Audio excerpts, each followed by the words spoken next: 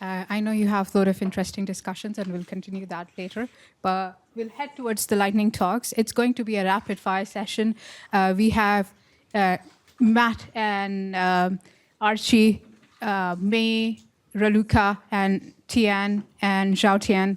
We will be presenting to you a concept, an idea of like how can AI be implemented for fusion research. So with that, I'll hand it to Matt. Thank you. Do I have a clicker? All right. Okay. Hi, everybody. Nice to see some familiar faces in the room. I'm here today as a representative for the excellent work being done by the materials team at MSR AI for Science. So the talk, lightning talk, is going to be materials under extreme conditions, a proving ground for ML. So let's consider some of the core problems in material science. Problem number one is finding a material with your desired properties. So you have a problem, you want to solve this problem with a material. What is that material? And the problem is that most materials that might exist have never been made. So this is a huge search space that we don't really know how to navigate effectively. And then the other core problem is predicting properties of a material given its atomic structure. So this is the structure-property relationships. This is a problem because it's very time-consuming and expensive to synthesize a material and characterize it in the lab. If you can directly predict its properties from its atomic structure without having to do that, it'll be a lot better. So where does AI come in? AI can help us to accelerate the process of calculating materials properties by the development of AI emulators, and we can imagine some large degree of acceleration here over traditional methods, first principles methods like DFT.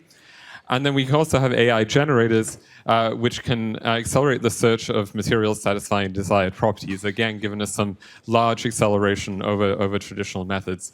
And this is exactly what we're doing here at Microsoft Research. So we have recently introduced MADASIM, which is a flagship AI emulator. So this is part of a rich field happening right now, developing machine learning force fields. What makes MADASIM different is whereas a lot of the existing force fields have really been trained on data that are crystal structures around equilibrium, MADASIM has gone out and has incorporated training data at high pressures, high temperatures, so that it can really simulate materials that are out of equilibrium. And we recently released this as well for open source so that it's available to evaluate by the community. And we're really eager to receive feedback from people who actually try it out and can tell us how it works for their problems. We also recently announced MADAGen, which is our generative approach to materials design. So this sidesteps the traditional screening funnel, which can be quite time-consuming. I can, in one shot, generate a material with your properties of interest, provided, of course, that you have enough property labels to train the model on. So this, at the moment, is generating inorganic crystalline materials, so really small ordered unit cells, but it's doing it very well, and we're very happy with the performance. And one of the unique selling points of this kind of generative model is that it might be able to generate materials that a human scientist would never have thought of. And again, this has also been open sourced, and we're very eager for feedback on this as well. So how does this tie into fusion? This lovely table is from the UK fusion roadmap from the UK AEA, and it shows a lot of the materials challenges in a fusion reactor that we've been hearing about this morning as well. If we just look at neutron radiation as one example, as was described this morning, this neutron comes into the material really like a bullet, and it causes a cascade of damage when it knocks on to some atom, which then has a large amount of kinetic energy, and this will go through a material, creating a lot of amorphous regions and defects and the like. We can look at this illustration at the atomic scale to look at what this looks like. The key point here is there's a really diverse range of physics happening here, where we have things like atomic displacements, where we have interstitial atoms, and the solubility of those interstitials becomes really important, their diffusivity, if they're going to agglomerate, defect formation energies, if amorphous regions form, are they going to heal? What are the ionization energies, the defects that get left in, like grain boundaries and stacking faults and dislocations, what is going to happen? One of my favorites is transmutation, which is something that we don't often see in material science, where one element becomes another element. I mean, there's literal alchemy going on in these materials when they are being bombarded by neutrons. So if we have a dream of a universal force field, a universal potential, there is no better testing ground than a material under radiation damage to really see if we're capturing this diverse range of physics, this diverse range of chemical environments. And then if we just zoom out a little bit from the nanoscale, real materials are unavoidably complex. So when we talk about digital twins, we really need to tackle the complexity. Digital twins are only going to be successful if we face this complexity head on. And there is a lot going on in a real material. So given this complexity, we do have some good news, which is that we are really at a good moment right now. Where we have both the development of machine learning tools and this amazing moment that we have with machine learning, but we also have the ability to calculate from first principles a lot of these defects and diffusivities, point defect formation energies. This is actually partly supported by Microsoft Research Accelerator, this paper I'm shown on the right. So this has been done by the Department of Energy through the Materials Genome Initiative, and this availability of high-quality training data and the ability to generate as much synthetic training data as we need is really going to unlock the potential of these universal force fields. All right. So with that, I will just reiterate that we have this opportunity through both emulation and exploration of possible materials, and that these form this virtuous cycle where as our capability of both increases, they will reinforce each other. Materials under extreme conditions, like in fusion, are going to be a really, really good proving ground for these force fields. And we have 2 flagship models available from our team at AFS Science, and these are available today. Okay, thank you very much, everybody.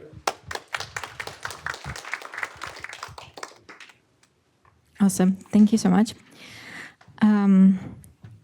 Cool.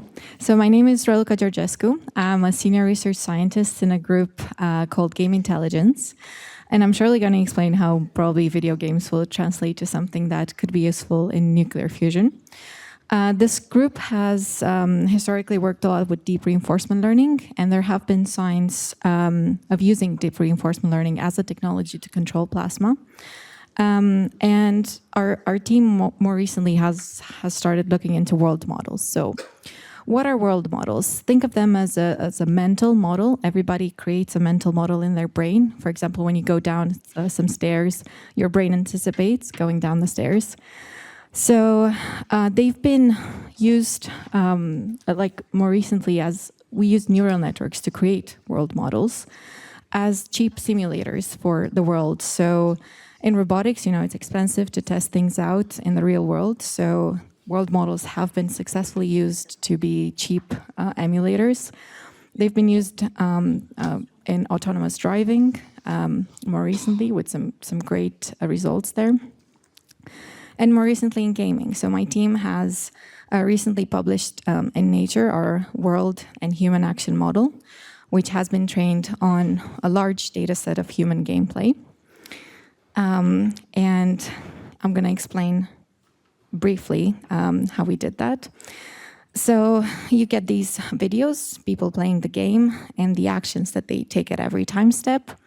We split these videos into frames, image frames, and the actions that they took at every frame. And we tokenize them. We feed them into a sequential model, an autoregressive model like a transformer, and we ask the model to predict the next frame. So all the videos that you get to see here in the slide are not produced by a game engine. They are being imagined, they're dreams. And these models learn the physics of the environment. They understand gravity, jumps, they understand that you cannot go through a wall. So it was incredible for us to see. We showed it to the game designers and developers, and they thought it's the real game, that the maps layout are exactly the same. So they're really good at emulating complex environments and the physics. So this kind of makes the link to probably trying to use them as the digital twins that were mentioned this morning and see how these models can emulate as well as possible the reactors before turning them to reality. A few parallels briefly. Observation space that we use is visual. And I guess we can get visual observations from nuclear reactors.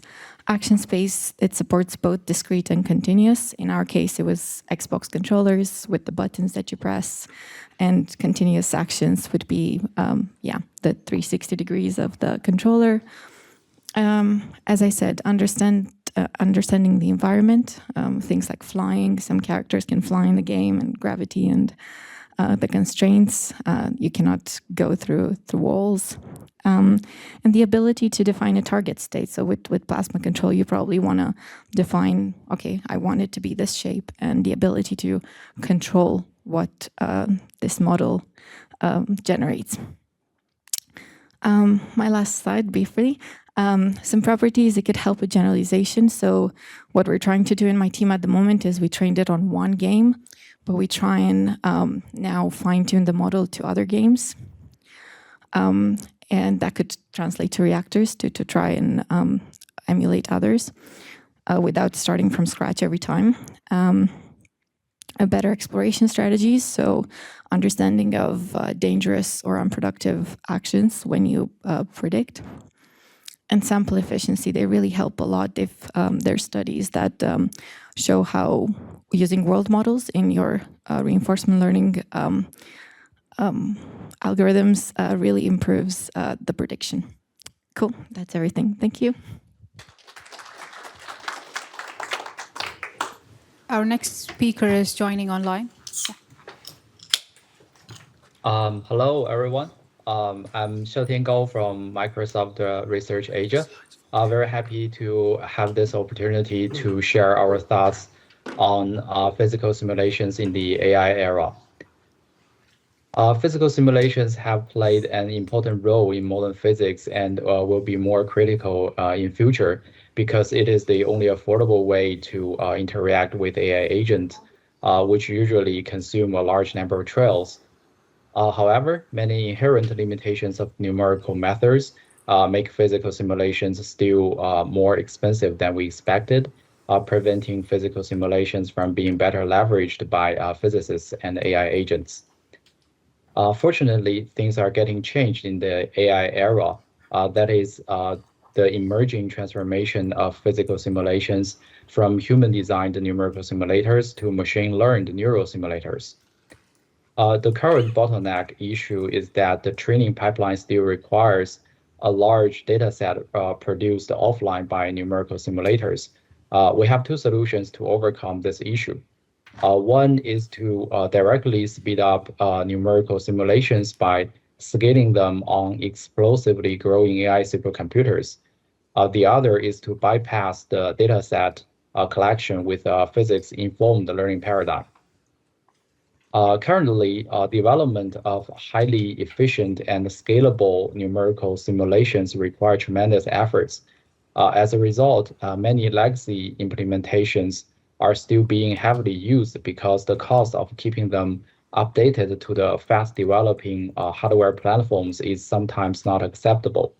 For example, the emerging AI accelerators like Microsoft Maya will also benefit numerical simulations, but may require a re-implementation of the entire numerical simulators. Therefore, such suboptimal code significantly slows down the numerical simulations. In contrast, large-scale graph computing applications such as PageRank and graph neural networks do not suffer this problem, although they share similar computing patterns with many mesh-based physical simulations. The reason is that the large-scale graph computing applications are built upon an abstraction layer using the gather, apply, scatter programming model. This decouples the diverse applications and hardware-specific implementations. We extended this abstraction to mesh-based physical simulations and developed a prototype named Easier. It is a domain-specific language as well as a corresponding just-in-time compiler embedded in PyTorch, making scaling physical simulations on explosively growing AI supercomputers as easy as scaling large language models. This way, we do not need to worry about the implementation details anymore and are able to fully focus on physics. Another way is to directly learn from physics laws to bypass the dataset collection. Different from many classic machine learning applications such as computer vision and natural language processing, our physical world has already been modeled with elegant partial differential equations by generations of genius physicists. So it makes no sense to not leverage those equations. Previous physics-informed neural networks just learn to solve a specific partial differential equation, not matching our expectation to the neural simulators. So we proposed a new physics-informed learning mechanism that trains a neural operator for solving a series of parametric PDEs. It is capable to generalize among initial conditions, boundary conditions, and the physics parameters like Reynolds numbers and so on. So we think it is promising to build the neural simulators we are expecting. In conclusion, we are optimistic about the upcoming disruptive transformation and happy to contribute more. That's all. Thank you so much. Thank you, Xiaotian. So hi, I'm Shruti. I'm part of Microsoft Research Accelerator, and today I'm going to talk about remote maintenance and control and how robotics and AI will be phenomenal and a key thing for this. So we talked a lot about plasma control. We talked a lot about the reactors, but I wanted to show you the scale of the devices that we are making. And it's not just the tokamak, the donut-shaped thing you see here in the second figure, but also the auxiliary systems around it. So the heating systems and the current drive systems. And they're massive. So the first thing you see here is the TF coil of ITER. And the gray central thing that you see is this coil is a part of it. So you can see on a scale how big these neutral beam injectors and the current drive systems are. So what we are talking about here is like really big system. And we already, like a lot of people mentioned, and it's a very hostile environment. Humans can't really go in there. And there is constant mechanical and thermal stresses. And of course, high energy neutrons. So we really need to think about maintenance and how are we going to replace things and how are we going to do maintenance while we are designing these reactors.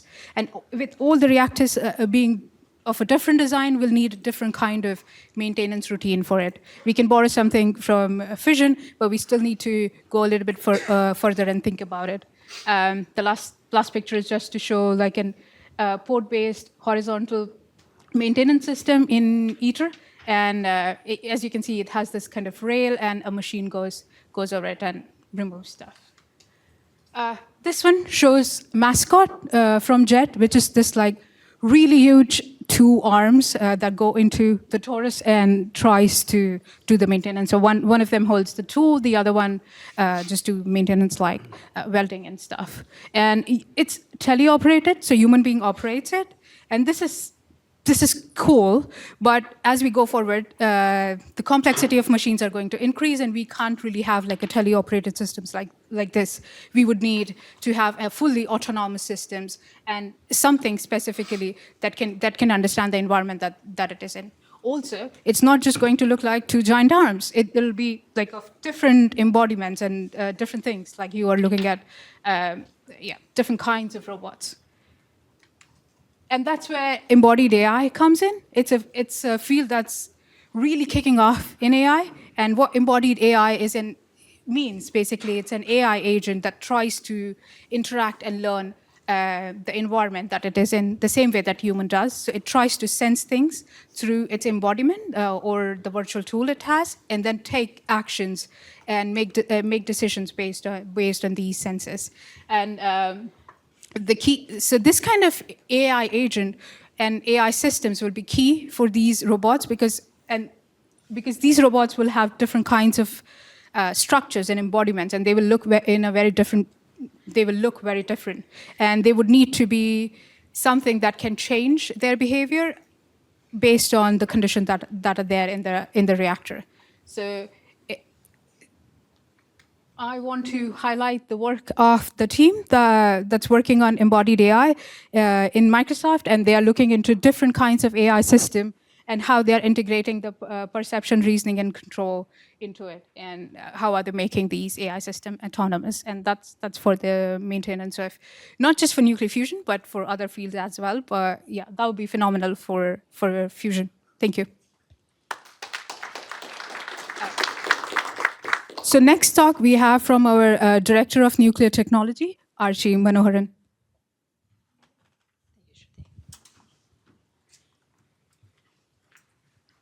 Hello, everyone. As Shruti said, Archie Manoharan. I am in the Cloud Operations and Innovation team. And today's discussion has been fascinating. All this detail on the challenges of fusion, what will it take to get to net electricity, and how to commercialize. I want to zoom way out from all of these very nuanced discussions we're having in what does it mean to have fusion as one of the energy solutions that we can count on, that is scalable, clean, and can be relied upon. That is the big picture I would like to present. So before jumping into fusion itself, let me kind of take a second to talk about how we view energy. We view energy from three perspectives. As a consumer, relatively easy to understand what that means. We have a high load. We need a stable, firm power solution to run our operations globally. We're also a collaborator in clean energy solutions. We have ambitious goals to be carbon negative, water positive, and zero waste company by 2030. We need a diverse set of tools and energy solutions to be able to get to that goal. And we also are dedicated to procuring 100% of renewable energy to power our data centers and even backup providers. We're also an innovator in energy technology. We have a lot of work, fascinating work. I mean, we've heard from so many people today that are working in fascinating ways to have tools that will help not only fusion, but also how we view AI tools to help maybe our understanding of the design world, material world, and also grid reliability and environmental efficiencies. So tons of work being done there also. So when it comes to fusion technologies and advanced nuclear technologies, and I will be touching on advanced nuclear a little bit, even though that is not necessarily the focus of the Fusion Summit itself, but I think there are correlations and there are lessons that we can learn from the fission world that we can improve on in the fusion world. So as I said, to get to grid decarbonization, we need a wide range of solutions and technologies. And we think that fusion and advanced nuclear technologies play a critical role in providing firm, clean, carbon-free resources and power to support our operations. In 2023, we published the Microsoft policy brief on advanced nuclear and fusion energy. It is a very detailed study, if you will, or viewpoint of how we see these technologies playing an important role in how we see energy itself and how we see the next couple of years and partnerships and timelines working out. So we've had a lot of discussion about the promise of fusion, but there's also a lot of challenges that need to be overcome. There are science challenges, there are engineering, what does it actually take to get these power plants operated in a scalable and commercially viable way. But because of the potential that exists, I think it is really important to be a key player in this space and continue to work on partnerships, understand the potential technologies that exist out there. What is the timeline? I think Stephen said it very well. What is the timeline that these can come on that are commercially viable? And can AI help reduce that time frame? And one of the benefits of going last is that you can just echo all of the brilliant points that have been made. So Ashley had said it really well at the onset of the call. He said, there are a lot of challenges, and I think brilliant minds need to work on these challenges and help us get to fusion deployment faster, so we can work on understanding what fusion solutions to power our grid looks like. So thank you. I want to say a huge thank you to all of our speakers to give people some insights. We've been thinking really hard about how the work we do in Microsoft Research could apply to bring fusion to reality quicker.